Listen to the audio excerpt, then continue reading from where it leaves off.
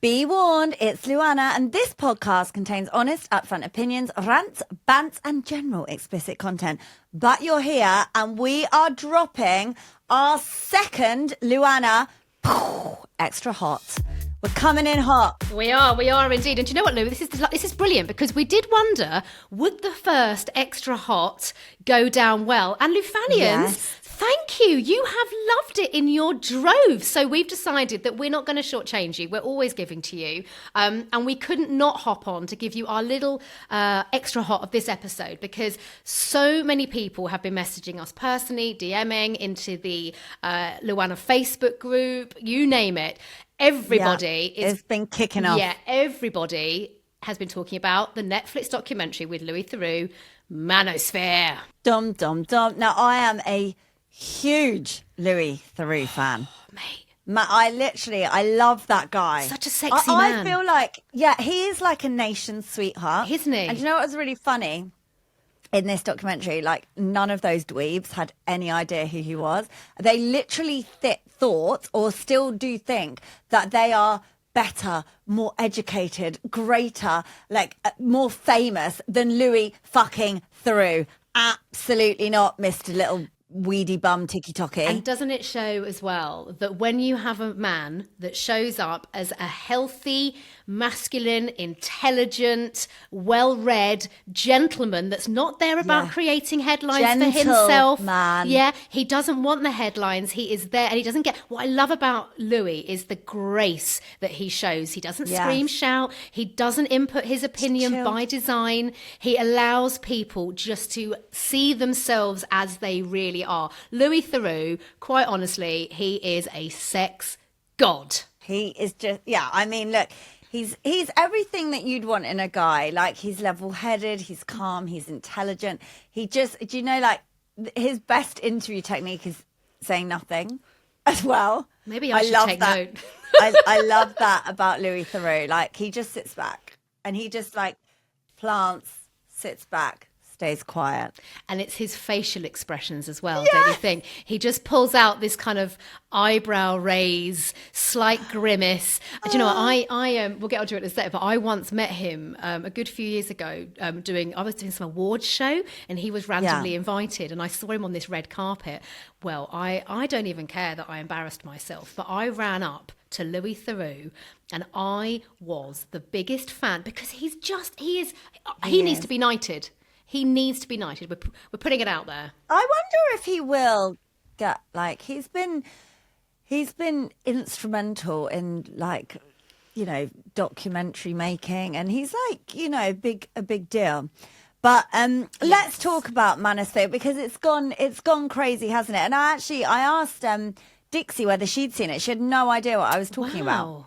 She was like, I've not heard about that. It's not going viral. And I was like, it is kind of. So I'm wondering, is it just going viral in our sphere and in our age group? And actually, her teenage dirtbag age group haven't heard of it. Well, Lou, that is a brilliant question, because I also tapped into my my peers of the same age group as Dixie, but boys.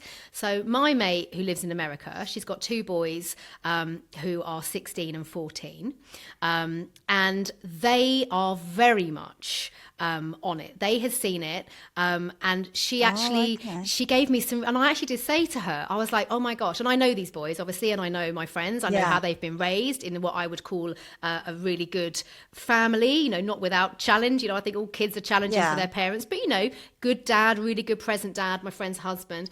And she said she sat down with her boys to watch it, and they were shocked. They were particularly shocked.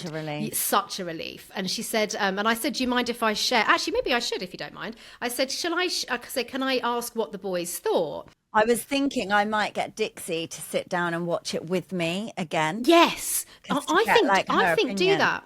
Well, I think a lot of people have been saying, so we've seen on our Everything LuAnna official Facebook group, lots of people I noticed were saying, you know, I've got a 12-year-old boy, do people recommend I sit down and watch it with him or not? And you know what, it is so interesting. And I was very much looking at those comments as a mum myself of a boy, thinking, okay, when is too young, when is too old?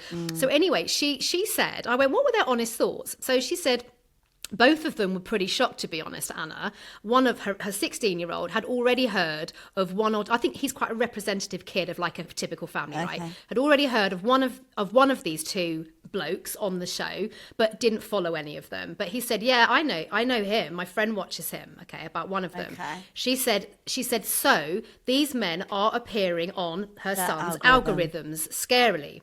She said he thought one of them, she went to HS Tiki Toki was an absolute dick, and he said he was the absolute worst. I mean, he's just awful. No, he was the worst. He was the pits. Like, he was real bottom of the shoe. I mean, awful. Well, when you say a sentence like, yeah, I'm homophobic, yeah, I'm racist, so what? I'm like, oh wow.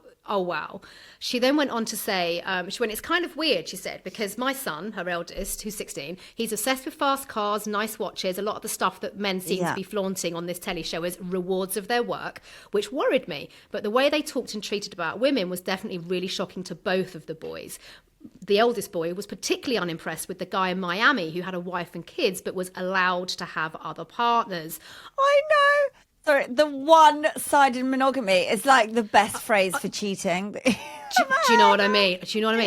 But then she said, and maybe this will help you, Lou, and other Lufanians that are perhaps thinking of watching with their kids. She then said, I'm really glad we watched it together, though, as an entire family, mum, dad, and both boys. She said it sparked lots of things to discuss about why these men and their respective women might be like that. And she's put probably difficult upbringings, in some cases a proof of self-worth.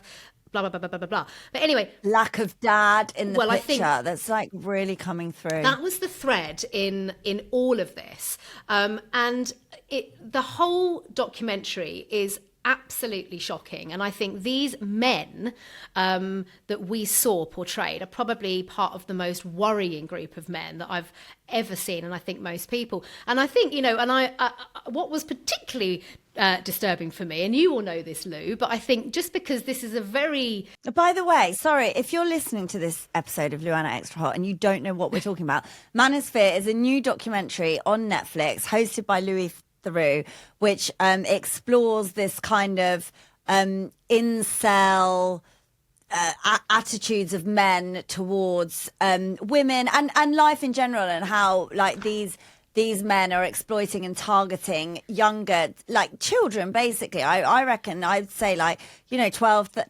to 16, 12 to 18 is their target market. And they're kind of like spouting these views of misogyny. Misogyny. Women should be in the kitchen. Like, she has to bend over whenever I say. I can shag whoever I want, but she can't. And it's really like they genuinely believe this, and they are very viral on TikTok and YouTube and the platforms that our children are watching. So that's what it is. By the way, if you haven't seen it, it's out now. I think it's been number one on Netflix for quite a while now. And you'll have seen commentators across the board on social media have been commenting on this, and actually in a good way. We'll get onto it. I think because there has been such a backlash around this and also I'd like to call out some fucking amazing men that have been commentating on this and putting forward actually what kind of men we want to be associating with, what kind of men we want to be raising, not these degenerates that we've seen in this documentary. But it has gone viral. And actually, look, I'm going to be honest, guys.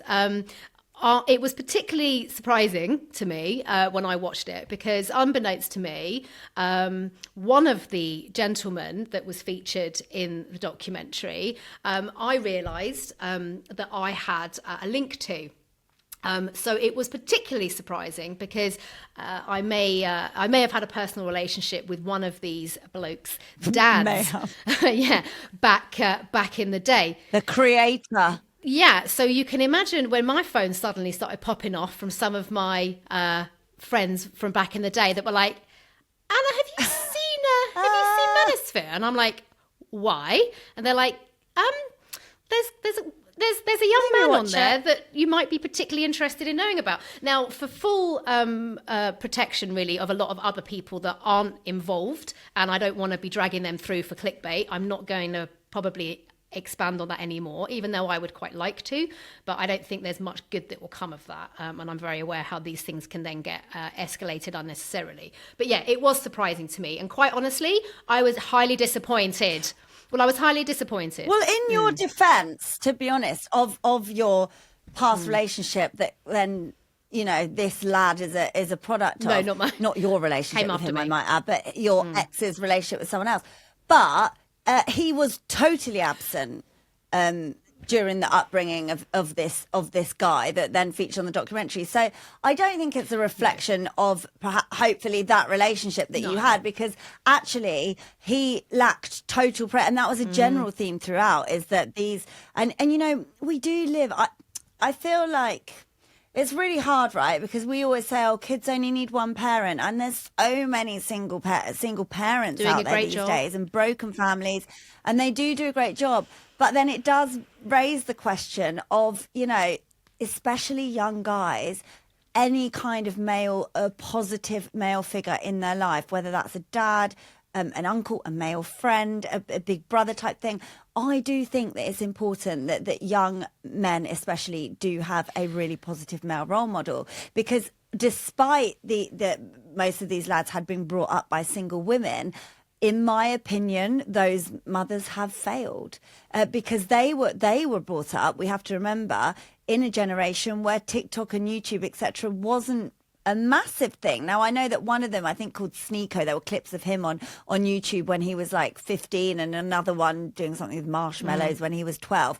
So clearly they did have exposure to this, but not like the exposure that now we're talking off of our guys. And I don't know, I felt disappointed in somewhere there's been huge failings along the way for them to believe that their attitudes are like acceptable. Right. Or not understand the ramifications of it, yeah. Yeah, and where does that lie? Because I'm so pro, like, you know, you don't need a partner, you can do it all, you can do it on your own. But then watching this, I was like, fuck, you know, these young guys, they really did need a positive male role model in their life, because actually they haven't had that. And like your ex-partner, who's father to one of these guys, like, it's kind of like, was he like that with you? Or like, where has this come from? Because it's really, really... It's worrying. It's really troubling. And really worrying. Like raising girls, it's like petrifying. Well, it's petrifying. But as you say, but raising boys and raising, I mean, obviously, you know, I'm raising a boy and a girl. My girl is not the one I'm feeling as worried about. It's my son. And as you say, watching that, yeah, I obviously sat there and was like, oh my gosh, because, I mean, I'm talking a very long time ago. I'm talking like, you know, 25 years ago. But all I can say is my personal experience of that relationship was a very nice relationship, but it's obviously was shocking to me, and quite honestly really disappointing to see that somebody had not been an active part in raising a child. I feel very strongly about parents stepping up and being parents, and I think all too often in society the women, the mothers, are left literally holding the baby, and the men fuck off. And I'm not all men, I think that's really important. I also, and I know you do, Lou, as well, have got some incredible dads, fathers, husbands that we know of, including our own. But I think the thread, and to your point there, Lou, I absolutely would stand on it, that how important it is that all men have a positive male role model. You know, Celebs Go Dating, I'm on at the moment, there's a common denominator when people have trouble with their relationships, with their interpersonal skills. It comes down, when we always unpack from a therapeutic model what's gone on in their childhood, there is always a running thread that if that childhood has been problematic, they have had parents that have either that have either been absent or not. They create an avoidant attachment style, which is what we've seen with these young men in this documentary. What I saw in all of those men, sorry if I hit her. What I saw in all of those men, particularly HS Tiki Toki, was very angry men. That so angry men, because let me tell you now, and you'll know this, look at your husband, right? Look at the healthy men that we know, plenty of our mates, you know, in our WhatsApp groups, plenty of our friends. They show up, and what is the one thing that they have which these men don't have? Emotional maturity. When you have emotional maturity, you start seeing everybody, including women, as human beings. There was no respect. These men purely exist on external validation, material wealth. And I think the fact is, even my Alex brought this up actually today with me, the chap who had the podcast when he had those women in and he spoke disgustingly to that woman. Oh my God, why would, can we just talk about Go this? on.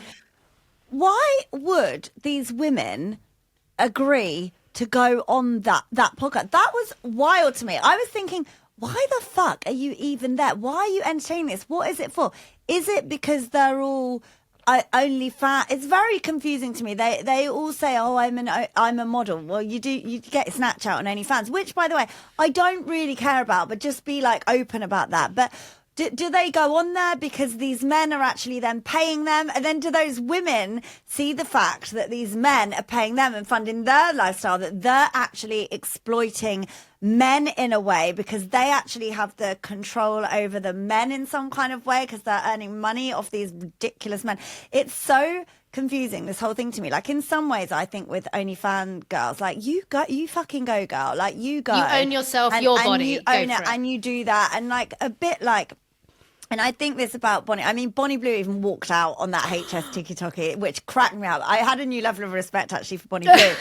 But I think that, you know, in some ways with the likes of Bonnie Blue, I sit and I think, do you know what? You know, you are using what you've got and essentially exploiting people for your financial gain, which is, in a way, like, is that okay? Because actually then the dicks that she is exploiting are these people. So am I actually, not that Bonnie Blue ever offended me, but am I actually more supportive of her now? Because I think kind of, yeah, you know, you fucking go, girl, because this is the type of dicks that you're fucking with, literally and metaphorically. Well, I think to your point, but I think to your point, because there wasn't a female representation in this. But I think the problem we have with it, I think the problem we have with these guys, with Bonnie Blue overall is, and this is what Alex was sort of saying to me as well about that guy, the podcast guy, is that actually they are all, I don't want to give them credit by giving them the word smart, but they are monetizing a very well-oiled machine. They have clocked in and clocked on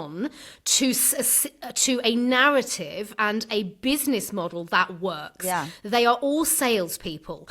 And we saw that. And they have all clocked on, Bonnie Blue, those blokes, that if I peddle this narrative, the more shocking it is, the more extreme it is, the more I make money. But I need to keep promoting this and keep doing more extreme shit in order to monetize. Now, they've reached the top of the tree when it comes to wealth, okay? But the problem is, I believe... Well, I think it's questionable, some of their wealth claims, to be quite honest with you. Well, you're right. But the problem is they're peddling a narrative, and this is the issue I think we all have now. We all have as society and as parents, is that they are peddling a narrative they probably in their heart of hearts don't really believe. And we saw that guy's facade drop when they tried to when Louis tried to interview his girlfriend. She went, "It's not like this when it's just and you and me." And then suddenly that's what Alex picked up on. And then he cut her, and I think that's the point. It's because you probably, I'm not saying he's not bad or anything, but you are probably a different person when you're not being this elevated, misogynistic, racist, homophobe, whatever they all are, but you know that this works. Now, I was disappointed, just to touch on what you say about the women, like, because Louis Theroux didn't overly challenge them, and I know that's not his style. He's not a Piers Morgan, like, all guns blazing, argumentative style of interviewer. He does kind of sit back and hand people the rope and lets them hang themselves, which is why it is brilliant watching, because you're like, oh my god, oh my god, oh my god. But I would have liked to have seen, because the women that were on the show were obviously just, you know, like, not overly part of the fodder. Yeah, part of the fodder. I wouldn't really rate them intellectually, being able to challenge these guys. And it would have been really nice to have, you know, someone like Ashley James, for instance, even on there, who's I did think so of her, actually. She would have been brilliant to really go in and challenge them on it, because they would never have been able to stand up for that. And, you know, even when Louis Theroux did try and challenge a bit, that HS Tiki-Toki just kept going back to Jimmy Savile and Israel, and it's so irrelevant. And obviously I then worked out when that guy was live streaming it and he kept looking at his phone, it was because he wanted to see, because he hasn't even got the fucking intellect to challenge Louis back. He had to read what other people were saying for him to be like a parrot mouthpiece for them. But, you know, we're at a stage now in life where rates of sexual violence are through the roof. We're so aware of it. Domestic abuse is at an all-time high. It's epidemic. 1 in 4 women in England and Wales experience domestic abuse. Gender pay gaps, it's not really moved in a decade. You it's just, we have this whole Andrew Tate era, siphoning through into everything. And it is a massive concern. And I feel like he really highlighted that. But I just hope that some young guys who watch this realize that, it's not an honest way to earn a living. What he's essentially, especially the TikTok, he does that. I think it's like called Forex money thing, what Louis Theroux invested in. Yes, that was it. It's very dark webby, shady stuff, and they are selling this dream and selling a dream to men that are struggling. Those two American guys, one had been living in his car, and it was a bit like, I've been living in my car, and then he's buying into all this shit. Get a fucking job, you darn hippie. Then get a good job, put a roof over your head, and then start a side hustle. If the side hustle then takes over, then leave your job. But the problem is now, and sometimes I feel like we play into this with our jobs of we have an online presence. We obviously work with brands. I wouldn't class myself or you as an influencer, but essentially part of our jobs and what we get paid to do are influencing. It's not our full-time income, but maybe we have played into this awfulness of society where actually everyone just wants to make a quick buck. And you've got Louis Vuitton and Fendi and all these brands everywhere, and everyone's wearing the Rolexes and the cars and all this, and people want that, and I get why people want that, but the problem is people don't want to fucking work for that. And they just want money. This easy money, and this is at what, any cost, any cost, and that's this is what these guys are selling, and so you have a whole generation of kids that they don't want to work. No, because they see it, and I worry about my Enzo, because they see, and I'm not saying there's anything wrong with this, but for me, it is not a vocation unless he was exceptionally talented. I would ever be promoting, but they all want to be a YouTuber, they want to be a gamer, and this is why I think now so many of us parents are trying to fight against the tide with exposing them to more. I don't think there's anything wrong with it as long as there's a healthy balance, and it's like why I'm doubling down on his music skills now and his sports skills to show him that there is a life outside it. And I think but I think also with these guys on social media, the guys we saw in the Louis Theroux documentary, thankfully it is not the majority of men, but it is the loudest of men. Yes. I think that's the thing here. The loud ones are the ones that are cutting through on these algorithms. You might be interested to hear it. I did ask for someone that DM'd me, Lufani, and hi Hayley. She's a teacher, because I think we'll probably just see now, well, what can we do about this? What are the solutions? Louis left it really with a ... He just exposed them, but didn't really offer any alternative framework around, well, how do we combat this? But again, I think it goes back to our recent conversations on the pod even about regulation. Like, these social media platforms have a responsibility to regulate, because it is the demise of society. It just is. And it's poisoning. It's a poison. It's like a drug. You wouldn't freely go and let an unlicensed drug out there into the world. And this is what that is. And I really do think that we need to shut down. Actually, YouTube hadn't they? Because that Sneeko guy, he didn't really, he didn't come off that bad. I didn't feel like we got to know him that much. That Sneeko, who was banned, less so, he was like banned from YouTube and banned from Snapchat, but then at the end it said he'd got his YouTube back, and instantly he gained 2 million followers. But isn't that Wild. So scary? 2 million people. And what also not scared me, but I can't remember which guy it was, but it was out on the streets with Louis, and all these young guys are coming up to him. That was Sneeko. Oh, was that Sneeko? Yeah. Treating him like he's bloody Mo Farah or something, having just won a knighthood. Yeah. And I think that is the concern, who are our children looking up to? My mate telling me that her 2 boys, lovely parents, I can vouch for them.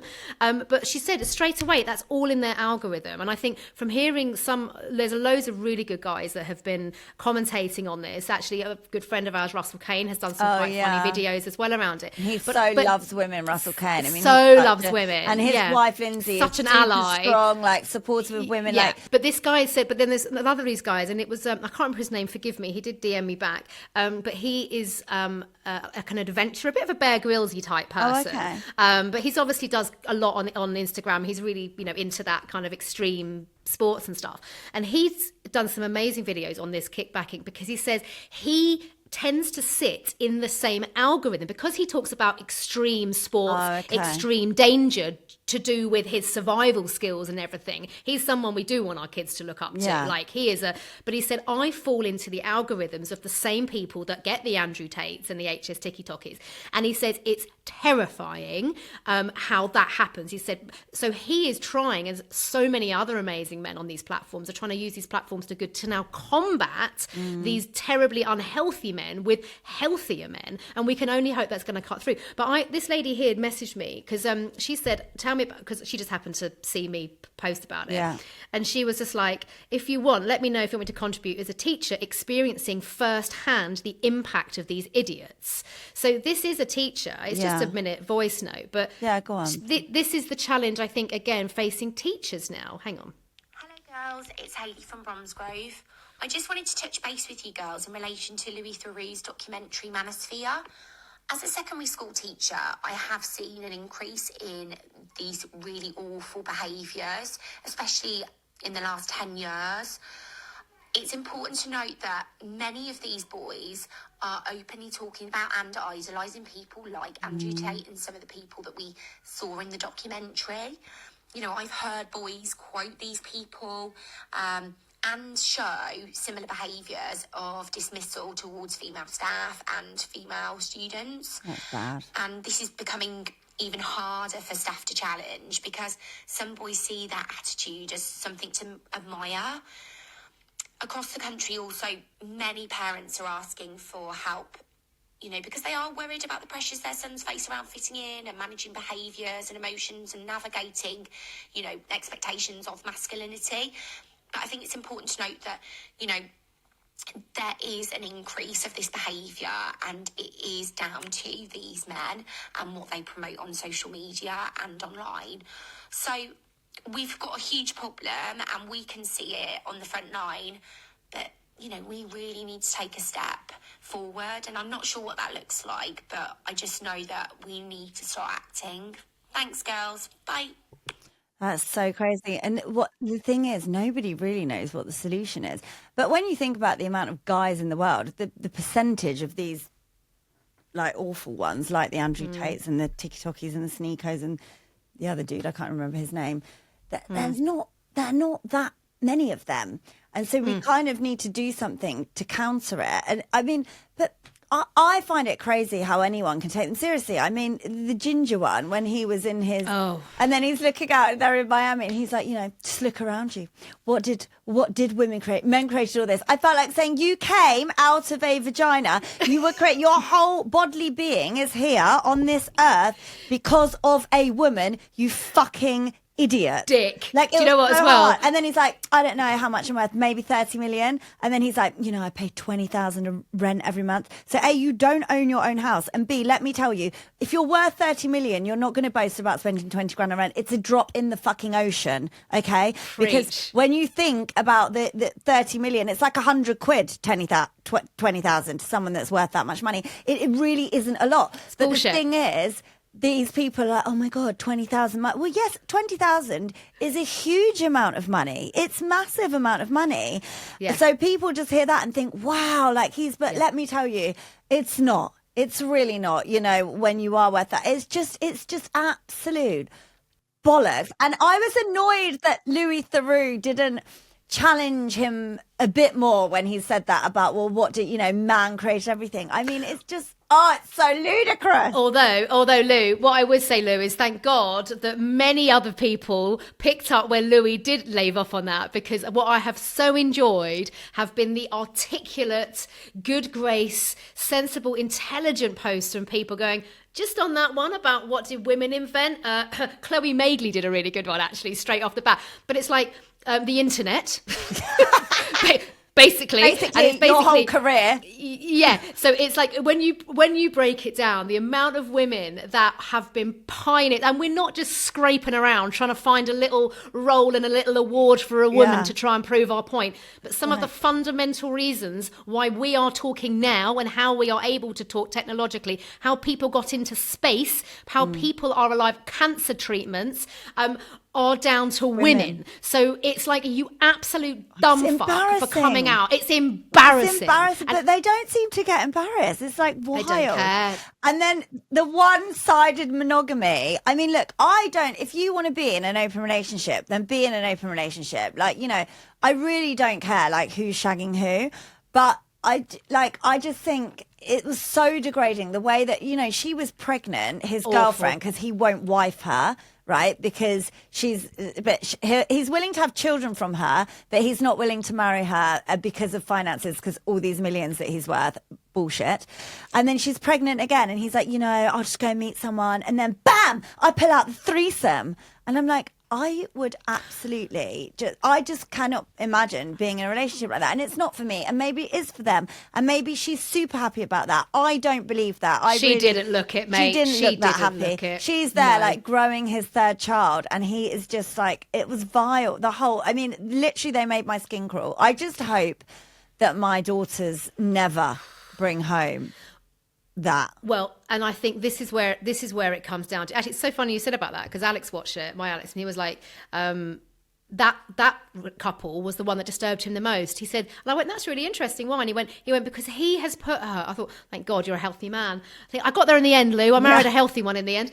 But he was just like, because he said that's disgusting what he's done to her. He went, she is in a position now where she can't, you know, she's in that position. She's got no financial security. She's having his children. She's pretending. He was like, she's pretending she's okay with it. He went, even if she is, it's still disrespectful. And as you say, Lou, that is not a non-ethical, non-monogamous relationship. That's just him shagging around and expecting her to conform, which is bullshit. It's bullshit.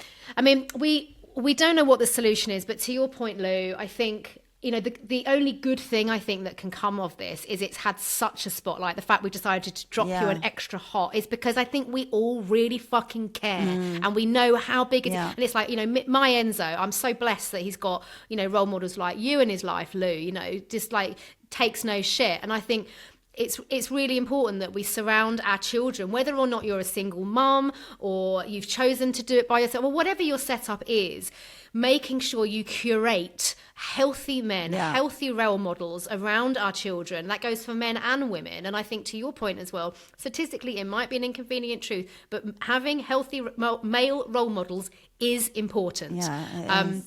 And I think I've definitely doubled down on that now, raising a son. I'm really conscious of who he's hanging around with. If football clubs, if it gets a bit too rough and argy-bargy and I'm not comfortable. And you can't, and the other thing is, it's so hard because you can't control everything.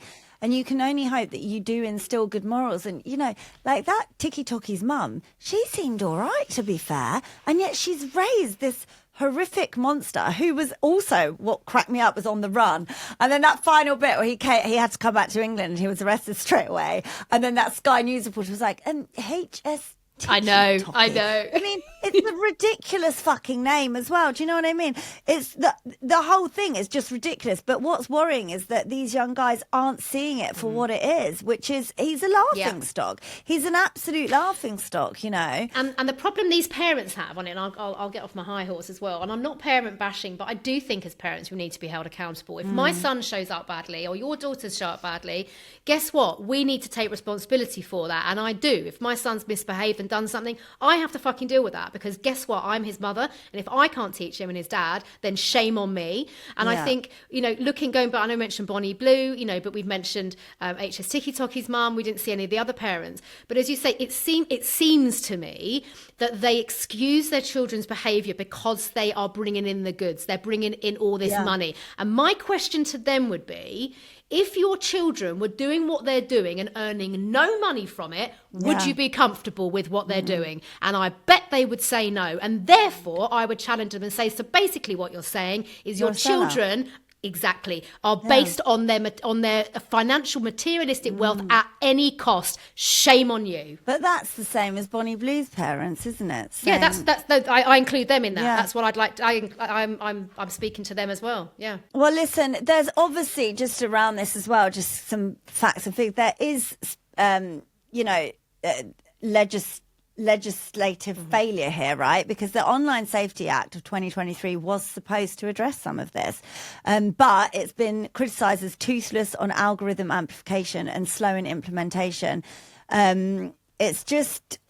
Nothing's changed in the law. There's no, and at the same time, I do feel a little bit sorry for our government constantly trying to have to tackle shit like this, because the problem is the legislation can't keep up with the algorithm. You can't legislate for things as quickly as these things develop and materialize, and that's why the platform should exercise more responsibility. They really should, and there has to be, the governments really need to go to the root cause, which I believe are the Snapchats, are the YouTubes.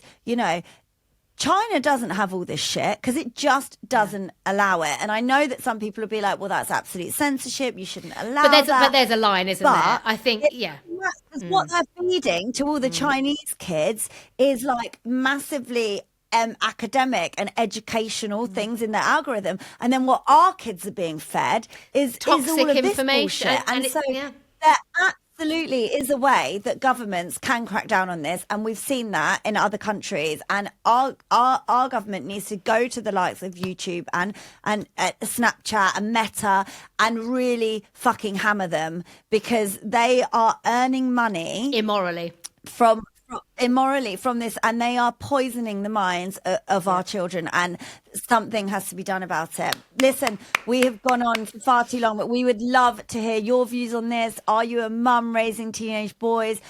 Is your teenage boy really, really into this? Do you know someone that invests in all this stuff and really, really clings on to that? We would absolutely love to hear from you. Yeah, absolutely. It's LuAnna at everythingluanna.com. Thanks for all of your messages. What's the number, Anna? 075 215 644.